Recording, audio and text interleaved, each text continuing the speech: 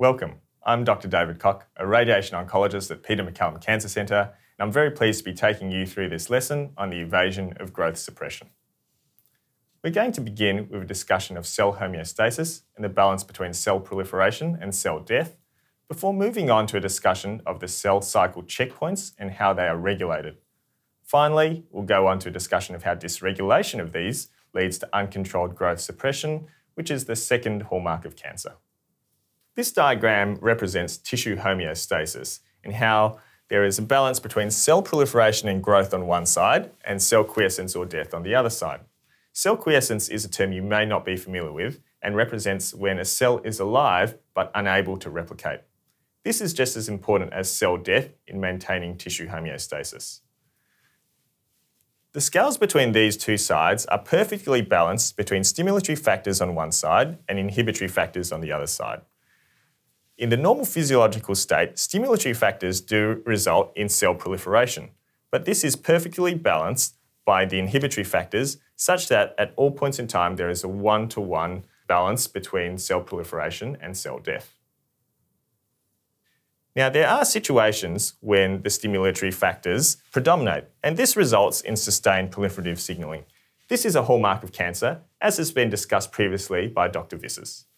In this particular lesson, we're going to discuss how removal of inhibitory factors from this side of the equation can lead to tipping of the scales further in favour of cellular proliferation and growth, and this is the evasion of growth suppression, the second hallmark of cancer. Let's have a look at how this happens within the cell itself. So here we have a cell signalling cascade. It begins with a ligand binding to a surface receptor on a cell, activating an intracellular domain. If we zoom out, we can see how this is occurring at the cell surface and then results in a cell signalling cascade of multiple transducers, eventually leading to an effector which enters the nucleus. This is a transcription factor in this case and promotes movement through the cell cycle and cell proliferation. Therefore, in this particular example, stimulatory factors are leading to the scales being tipped in favour of cell proliferation and growth, and there is a moderate amount of cellular proliferation, as depicted here in the graph. Now, in our original example, we'd shown you a single linear example of how a cell signalling cascade can occur. But in real life, obviously, it's much more complex than this. In this particular example, we've shown you two parallel pathways which eventually lead to multiple different effectors entering the nucleus and leading to cell proliferation. This is a good example of how, even though it's a single signalling molecule, a significant amount of cell proliferation can occur. So once again, here the scales are tipped even further in favour of the stimulatory factors, and a very significant amount of cellular proliferation is the result. So obviously, in the normal physiological state, then growth cannot continue unabated. And that's why there are a number of natural inhibitory factors which are designed to reduce this. Here we have a tumour suppressor protein, which is illustrated acting on the signal cascade that we've discussed previously. Here, this particular tumour suppressor is inhibiting the actions of the transducers at a very early stage in the signal cascade. What this means is that signals are unable to progress down either the green or the red pathways, and cellular proliferation is controlled. So what this is doing is balancing scales in favour of cell quiescence or death, and as such, cellular proliferation is kept in check back in a one-to-one ratio. So we're now going to spend some time talking about the cell cycle and how movement through the cell cycle is governed. You'll remember from your basic biology how the cell cycle is divided into 4 different phases. There are the 2 phases where the cell is at rest. This is the G1 and the G2 phase. More importantly are the active phases, the S phase or the synthesis phase, and the M phase or the mitotic phase. Movement through the cell cycle is regulated by a very fine number of molecules, these cyclins, which are indicated along the outside of the diagram here.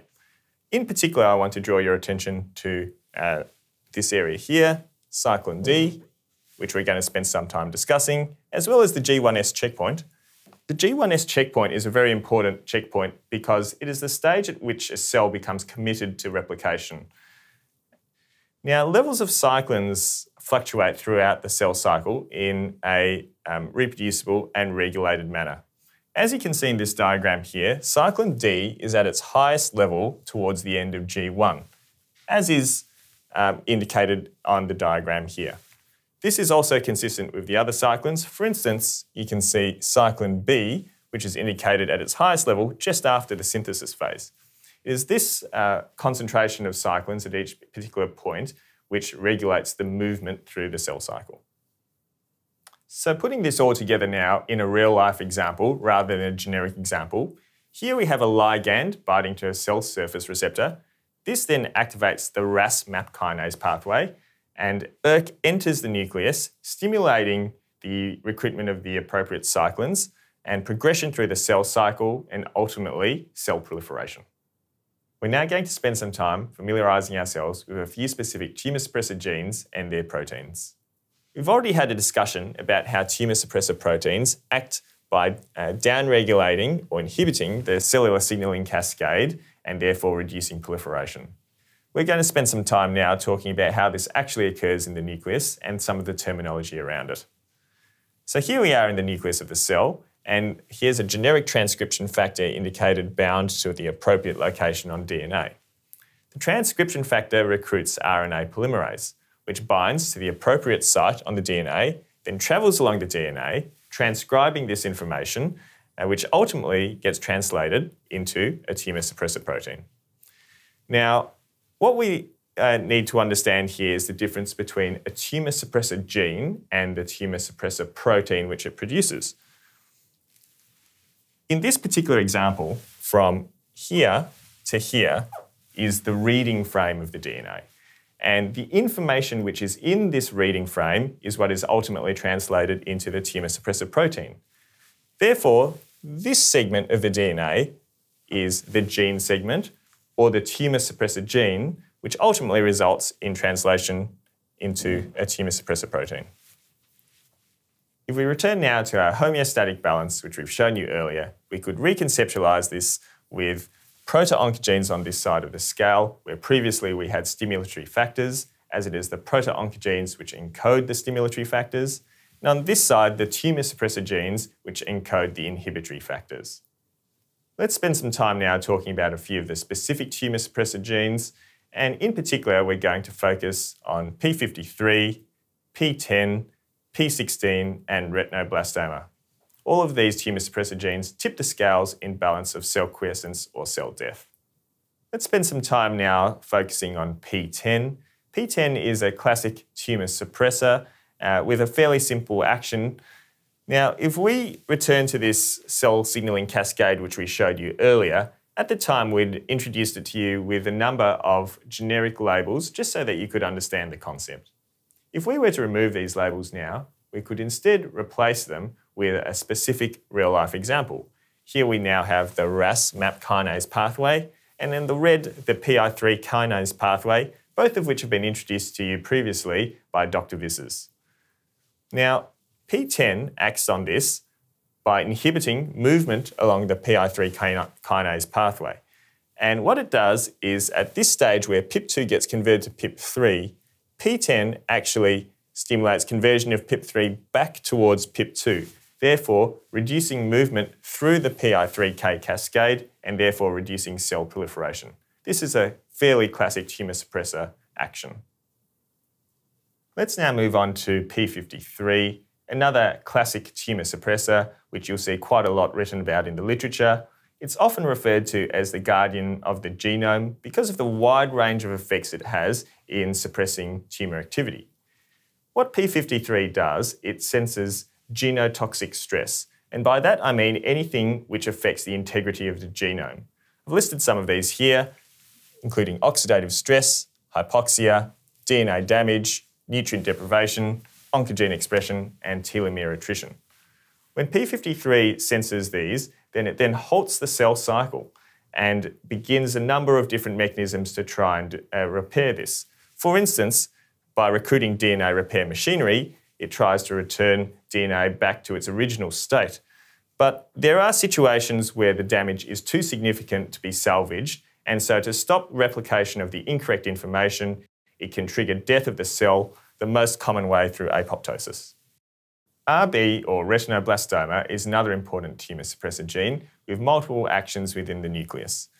Here we are in the nucleus, and I want to introduce to you E2F, which is a transcription factor bound to DNA, and it has an important regulatory function in ensuring appropriate movement through the cell cycle. We're going to build upon this particular model over the next few slides, but the basic principle is that E2F recruits RNA polymerase. RNA polymerase travels along the DNA, translating that DNA into a number of different proteins which are required for cell cycle progression. Now, retinoblastoma, or RB, is the molecule which is indicated here. RB binds to E2F, and when it's bound to E2F, it actually stops the DNA transcription machinery from being able to function. So here we have this represented by RNA polymerase, which is unable to bind, and therefore there is no transcription which occurs. Retinoblastoma is able to be deactivated by a number of different cyclins, and this plays back into the cell cycle which we've discussed earlier. Cyclin D, which you remember from our earlier slide, was an important factor in allowing progression through the G1S checkpoint, is one of the governing molecules in this particular example. Cyclin D binds to CDK4 or CDK6 and forming a complex. And this particular complex is then able to bind to retinoblastoma, and at this point the complex phosphorylates retinoblastoma and allows retinoblastoma to be freed from E2F. When E2F is therefore freed, its transcription machinery is able to be activated, and RNA polymerase is able to perform its function of translating the DNA and ultimately leading to the proteins required for cell cycle progression. We're now going to talk about the tumour suppressor molecule P16. P16 adds one additional layer of complexity to the cellular signalling mechanism which we've previously described. P16 actually forms a complex with CDK4/6, and when this is complex, this inhibits the function of CDK4/6 such that when cyclin D attempts to bind to it, it is unable to. Therefore, this also downregulates cellular proliferation. In this particular case, you can see how P16 is acting as a tumour suppressor as well as RB. Both of these molecules are acting as a form of double braking on cellular proliferation. P16 must actually be dissociated from CDK4/6 for cyclin D to form its complex. And cyclin D then ultimately phosphorylates retinoblastoma. This allows it to dissociate and ultimately for RNA polymerase to form its function and the cell cycle to progress. So now that we've had a discussion of a few of the specific tumour suppressor genes, let's go into a discussion of how tumour suppressor genes can be inactivated. So to quickly recap, tumour suppressor proteins are encoded in the nucleus of a cell. Here we have RNA polymerase binding to the appropriate site on the DNA and transcribing that information such that it ultimately becomes a tumour suppressor protein. If a mutation were to occur for whatever reason, and here we have this example of a mutation occurring of this single base pair in the DNA helix, then this can significantly change what occurs, just like the alteration to a single word in a sentence would completely change its meaning. So when RNA polymerase comes along now and performs its transcribing process, then it produces an aberrant protein. This aberrant protein, then when it goes to actually perform its appropriate tumour suppressor function, is no longer able to do this. So here we are in our cell signalling cascade. We have the two different pathways occurring with signal transduction occurring through the green and the red pathways. And this aberrant protein, which we had previously introduced, was having an inhibitory effect on the transducers here, actually has no particular influence on the pathways. The effectors enter the nucleus and cell proliferation is able to occur unabated. As a result, the homeostatic balance tips in favour of the oncogenes and we have significant amounts of cellular proliferation as indicated here. So in conclusion, tumour suppressor genes such as P53, RB, P10 and P16 regulate cell proliferation pathways. Each cell cycle phase is regulated by protein complexes consisting of CDKs and cyclins that allow passage through cell cycle checkpoints, and mutations in tumour suppressor genes result in loss of cell cycle checkpoint regulation and thus uncontrolled cell proliferation. This is the second hallmark of cancer.